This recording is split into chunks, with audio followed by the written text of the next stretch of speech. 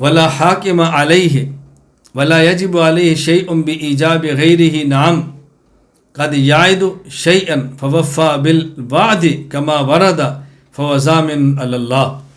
کو اس پر کسی کی کوئی حاکمیت نہیں چلتی، اللہ پر کسی کا کوئی اختیار نہیں چلتا کہ اللہ کے ذمے کوئی چیز واجب ہو کسی اور کے واجب کرنے سے.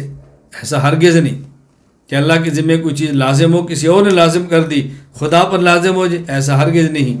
ہاں کبھی اللہ کسی چیز کا وعدہ فرماتے ہیں تو پھر وعدہ وفا بھی فرماتے ہیں. جب وعدہ فرما لیں وعدہ وفا فرماتے ہیں، اور اللہ کے وعدہ کر کے وعدہ وفا کا نام یہ ہے کہ یہ اللہ کے ذمے ہے. یعنی جس طرح کے بعض احادیث میں ہے کہ اللہ پاک فرماتے ضامن اللہ، یہ اللہ کے ذمے ہے.